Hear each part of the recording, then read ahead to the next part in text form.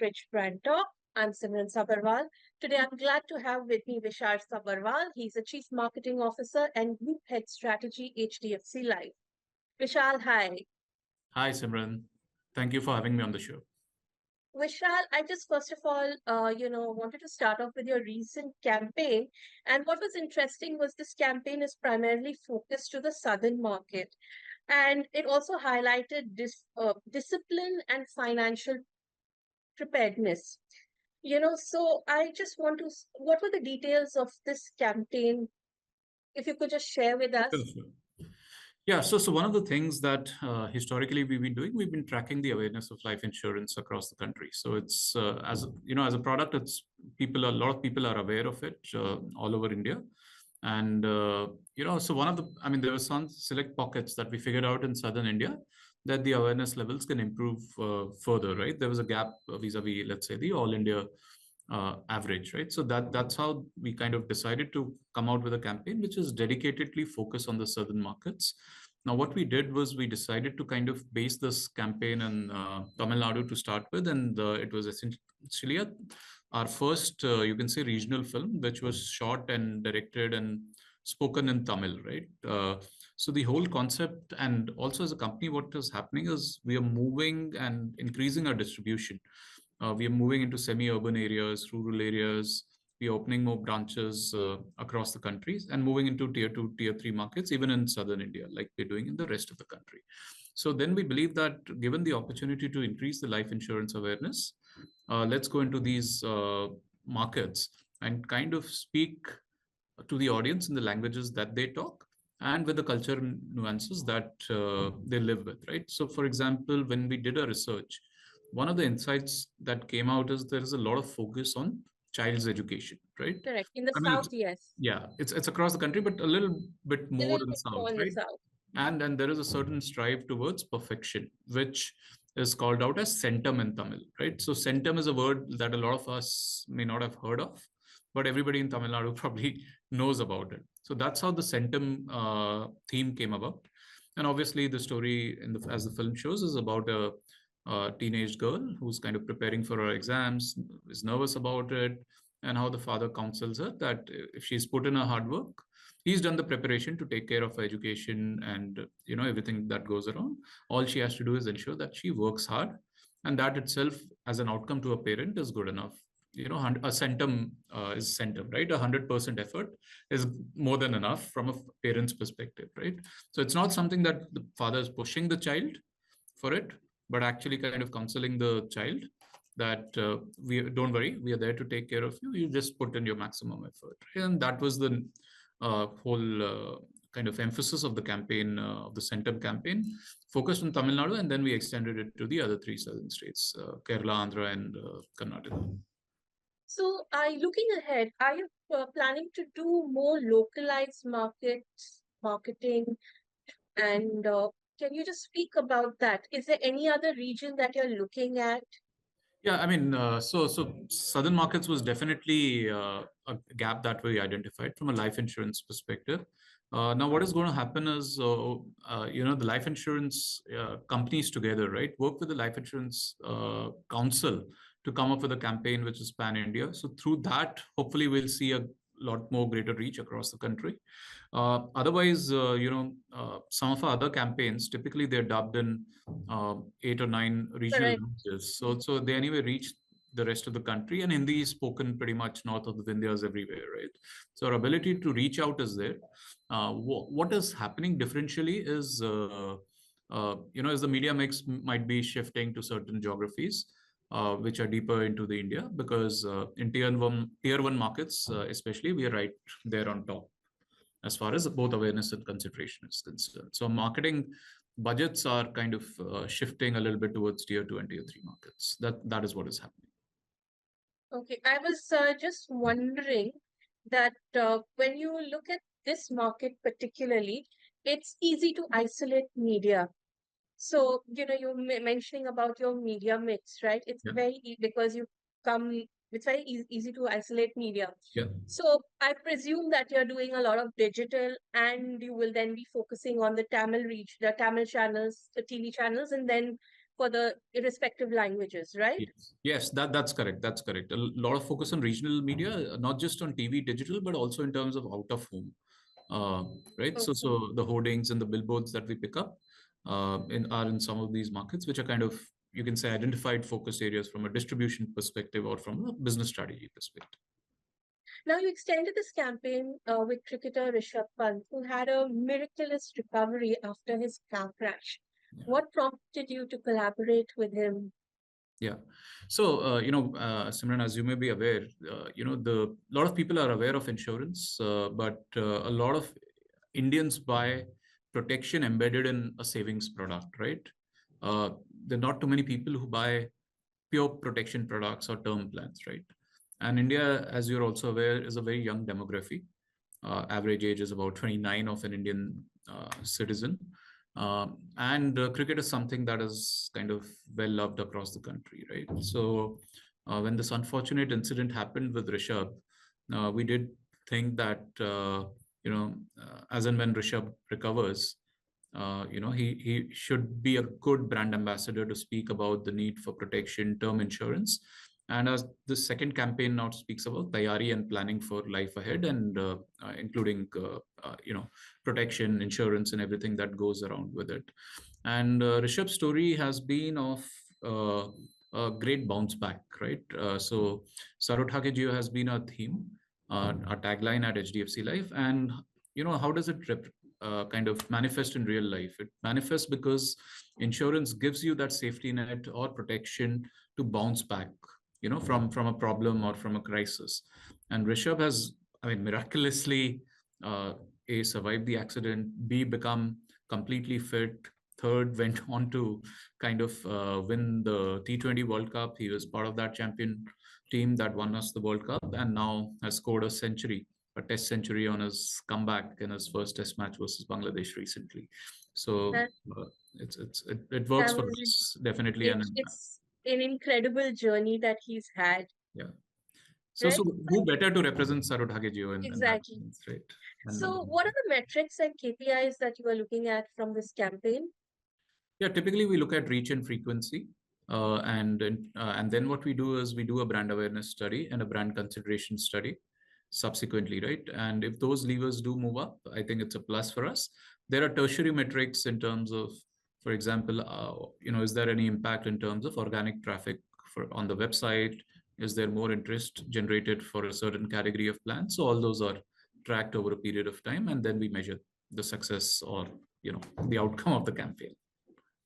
The other campaign, you've released quite a few campaigns now, but Yeah. the other campaign which I really liked was the Missing Beat. And this is an initiative, I believe, in public interest, Yeah. and where you're spreading awareness about CPR.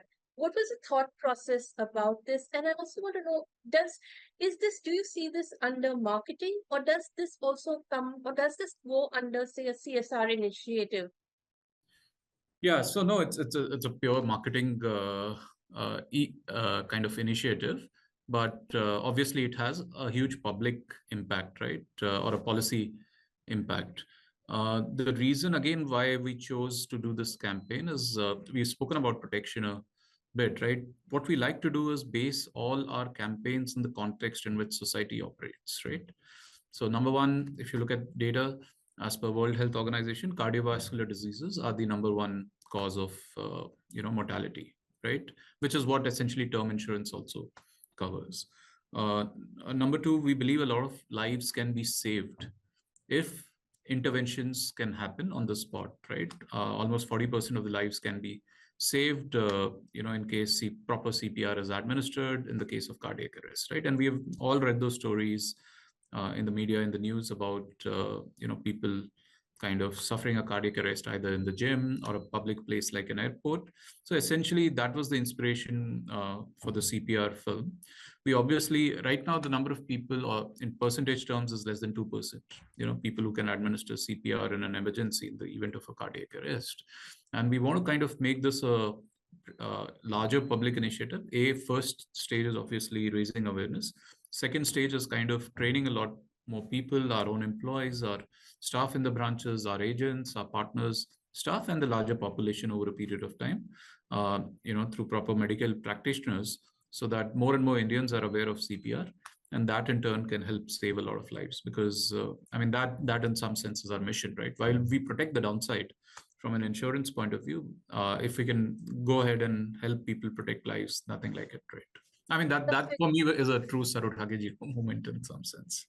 the the figure of 2% is really shocking because I Right, think all of us know about CPR, right. but nobody knows how to do it, How right? to administer it? Yeah. Correct. And would you be looking at, say, tie-ups with hospitals and medical institutions to take this forward? And are there any other diseases or anything else that you can look at, wherein not just there could be probably preventive measures? Would you be taking this campaign in that direction going ahead? So right now, focus is going to be on CPR, as I said, and obviously we'll work with the healthcare ecosystem to kind of ensure that more and more people are aware of CPR and be trained on CPR, because I think it's the largest cause of cardiovascular disease, right? And over a period of time, of course, if we can kind of help people improve their lifestyle, offer wellness products as part of our offering, which can be a natural fitment, and which can, I mean, a lot of people use apps and stuff like that right now to track their fitness and everything else. Over a period of time, some of these offerings can get bundled as value-added services, but not right now. That's not the intent of the campaign. The intent of the campaign is just to train people on CPR. Uh, uh, I mean, primarily because it's the number one cause. Of obviously, there are a lot of other ailments which people suffer from, but I think from our standpoint right now, I mean, this is the battle we want to fight and kind of achieve victory of sorts here. A campaign which a lot of us associate with HDFC Life is Sar Utha Ke Jiyo. How does this campaign differentiate you from the other players in the market? So Simran, Sar Utha Ke Jiyo has been associated with HDFC Life for now 2 decades, right? What it means is that tagline is still relevant to our audiences, to our customers. And the way Sar Utha Ke Jiyo has manifested over a period of time is we are bringing out many real life stories like we've done with Rishabh's story, and which is all about bouncing back in life, right? And showing that resilience in life as individuals, and also what our products offer you as customers, right? So that is the entire essence of Sar Utha Ke Jiyo. How does it help us differentiate? One, of course, it helps with awareness consideration, and it's one of those rare insurance company taglines which a lot of people are aware of. Number two, when we do consumer research, we look at the elements on which consumers compare us with some of the other competitors in the marketplace. And there are two axes that we look at very, very closely. One is trust, right? Because of the underlying nature of the contract, and an insurance contract needs to run for 30, 40, 50 years, or even longer in some cases. So consumers need to trust you. So we are top of the charts there, right? Pretty much in the top decile or top quartile there. And on innovation in terms of customer experience, new product offerings, technology to make the customer's life easier, to make the onboarding easier, to make the claim settlement process easier. From an innovation standpoint, the consumer views us as innovative. So just being able to do this on both trust and innovation, right? And it is a differentiator for us, right? Typically, you would find a lot of the players either in the trust category or in the innovation category. You won't find players in both categories. We are one of those rare players. See, during the pandemic and post-pandemic, there was an uptick in insurance adoption. However, I've read reports, and I also spoke to somebody in the insurance sector, and even somebody from a hospital, and they were telling me that the urgency to buy insurance, which we had seen then, has now decreased. So how do you now get them to, how do you don't need another pandemic to drive the urgency? So what's the strategy now to increase adoption? No, I'm honestly, the data for us is a bit different. See, what had happened in the Okay. pandemic is a lot of direct to consumer customers were coming, because for some period the distribution was, whatever physical distribution was absent, like because of the regulations, the branches were closed for a limited period of time, and therefore a lot of people were coming online, searching and trying to buy protection products, right? So that was the thing which happened at the peak of the pandemic, right? But over a period of time, as the kind of pandemic subsided, the demand for savings oriented products continued to remain robust. I mean, we've been growing per se as a company as far as retail business is concerned. So it's not been a problem for us per se. What did happen was there were some regulatory changes around taxation, which were announced 1.5 years back. There are some product guidelines changing on October 1. So these changes keep happening across industries. So it's nothing unique to insurance in that sense. And I think companies need to be able to deal with these changes in regulations, tax regulations, product regulations, everything else that goes around. And as long as it's in the best interest of the customer, we should quickly align and move forward. So it's not been a challenge for us per se. Okay. Insurance penetration unfortunately remains very low. And you did mention that in your campaign for the southern markets, your primary focus is tier two and tier three towns. Yeah. Can you just give me like an idea of what is the difference? How low is the penetration in these two, in tier two and tier three markets? And you spoke about Tamil Nadu. Is the same strategy that you're using in the south, is that going to be extended throughout the country to drive adoption in the smaller markets? Yeah, I mean, there are various ways of reaching out to these markets. One, of course, is wherever there's gap in awareness and consideration. Obviously, an incremental push from a marketing angle is needed, or a campaign is needed, like we did in the southern markets. In a lot of other markets, it is around distribution expansion, right? So if we are closer to 600 branches now, we'll open, let's say, 10-15% incremental branches over the next year or so, right? So that means our distribution will get deeper into these markets. The market still exists there, right? Obviously, a lot of the public sector players operate there, but not so many from the private sector. So there is an opportunity for us to go out there and make a difference out there. A lot of you can say it depends, it varies from company to company, the market share, and it's a function of the distribution in a lot of these areas, right? If your awareness is let's say 95% plus of a product category, then all you have to go there and build is a lot of consideration towards your brand. And as I said, so it's not just let's say electronic media, television, digital, etc., but also a lot of channel marketing which happens out of home media, billboards, digital billboards, etc., do happen in tier 2 and tier 3 markets. Yeah, as we get deeper and deeper here.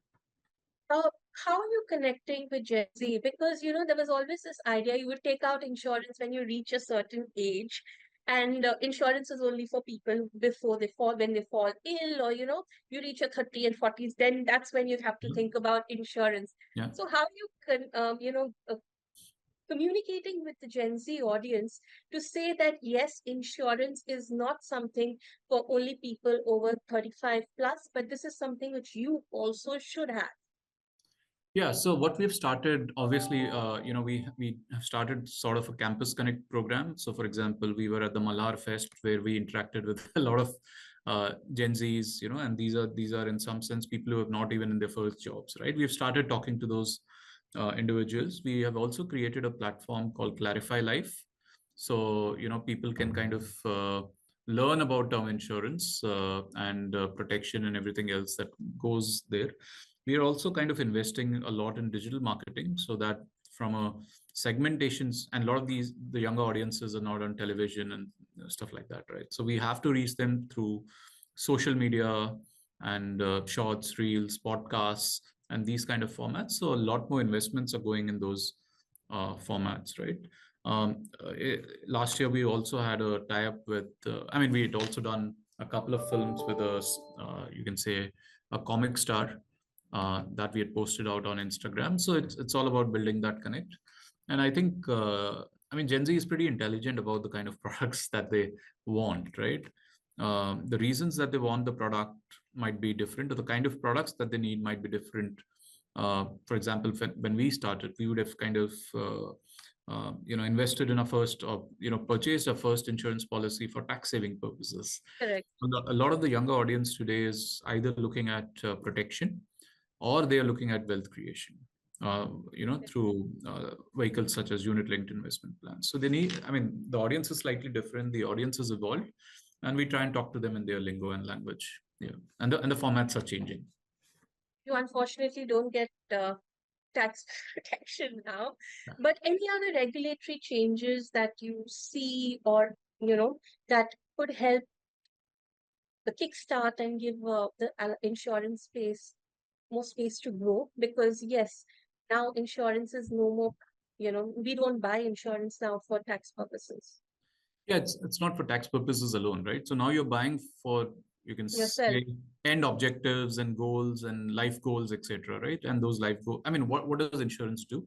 One is obviously of transfer the risk, right, from your personal individual balance sheet to the balance sheet of an insurance company. So basically, it's a risk transfer mechanism. What are the kind of risks that we help solve? One, of course, is mortality risk, the risk of dying early, so that your dependents kind of don't run out of money, right? Because they're dependent on you in the event of a mortality risk event happening, the Sure. risk event happening. The second is morbidity, which is around health covers, etc. And the third is longevity risk, right? Let's say you're working till 60, but the lifespan is going to run till 85, 90, right? You still have 30 years of unfunded expenses, right? In the sense that you may not be earning an income, right? So wealth creation or savings, disciplined savings is really, really important, right? So people are no longer saving necessarily only for tax, but they're saving for these other purposes. So that's pretty much on, and therefore, HDFC Life definitely continues to grow in terms of both customer acquisition and the premiums that we are able to garner. For brands, it's always a catch-up situation when it comes to trends. So how are you mining insights to be ahead of the curve? Yeah, so a lot of this is kind of based on one of course there are macro level trends, right? So for example, how the demography of the country is going to shift, how aging is going to happen in the country, how the economy itself is going to grow, right? So these are very, very macro trends that you can kind of identify early on and start making some investments ahead of the curve, ahead of your competitors, right? So if you are able to do that, what you're in a position to do is to experiment with what works, what doesn't work. Or that experimentation could be from a product perspective or the learning curve, right? Let me not call it an experiment; it's a learning curve. From an org standpoint, from in terms of the product offering, in terms of the go-to-market strategy, in terms of the market strategy, the distribution fit, the advisor customer fit, and I mean multiple parameters that one can look at, right? So there is, and everything is digital, so you get a lot of this data available. We've kind of set up a data insights team, which typically works on business insights and risks, customer trends, everything that comes across. So that gives in a lot of insights in terms of what's working, what's not working, what kind of customer segment is buying what product and what geography, through which channel, at what price point, at what ticket size, and so on and so forth. All that keeps coming in. The other thing is what happens is from a marketing standpoint, right? We built up systems which can now kind of, you can say, some sort of a integrated data platform. So there are a lot of signals which can, I mean, when we do our marketing activities, there's a lot of information which comes from, let's say, the customers, right, digitally.